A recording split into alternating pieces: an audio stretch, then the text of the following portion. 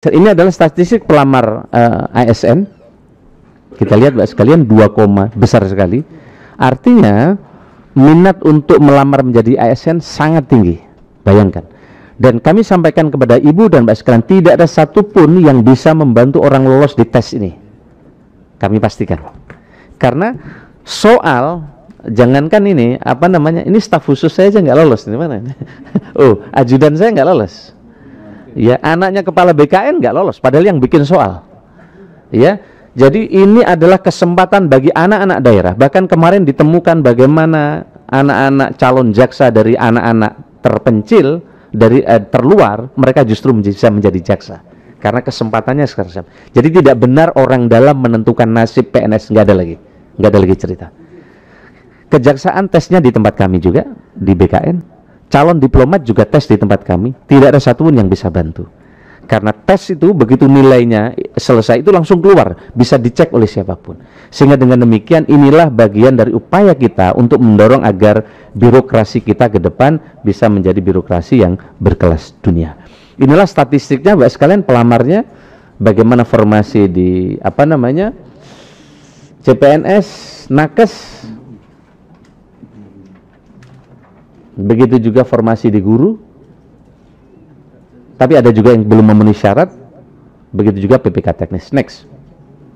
Nah, inilah perkembangan non-ASN yang Bapak tanyakan tadi, Bapak sekalian. Berdasarkan instansi, data non-ASN ini di pusat dari 66 instansi dan di daerah 529, totalnya 595. Berdasarkan surat pertanggungjawaban mutlak itu 325.517 untuk pusat dan daerah 2.029.575. Kemarin saya ditanya oleh Komisi 2, kenapa harus ada SPTJM?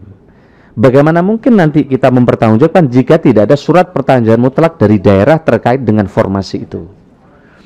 Sudah ada SPTJM saja, kami minta diaudit oleh BPKP, masih ditemukan data yang kurang benar dan sebagian data tidak benar. Tapi itu sampling. Kami sedang akan minta BPKP untuk melakukan ini, telaahan terkait dengan syarat-syarat sesuai dengan ketentuan. Kami tidak mungkin menunggu diperiksa semua, benar atau tidaknya, baru proses ini jalan, karena itu akan menghambat. Oleh karena itu ada surat pertanggungjawaban mutlak, jika mereka yang ikut tes dan lolos sekarang ternyata ditemukan tidak memenuhi syarat, maka di lain kesempatan mereka bisa di take down. Karena ini akan merusak keadilan dari mereka yang telah memenuhi syarat, bahkan sesuai dengan ketentuan yang telah berlaku.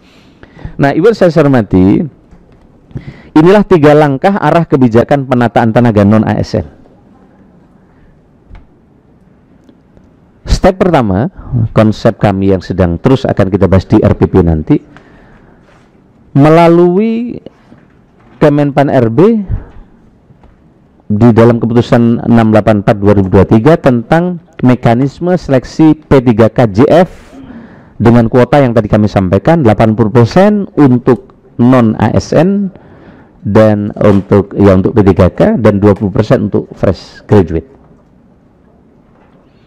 Yang kedua adalah verifikasi validasi dari BPKP dan BKN terhadap ASN yang telah terdata dan seterusnya melalui platform digital. Dan yang ketiga adalah jika adanya kebutuhan dan anggaran, maka P3K penuh waktu dan diprioritaskan untuk menjadi P3K penuh waktu.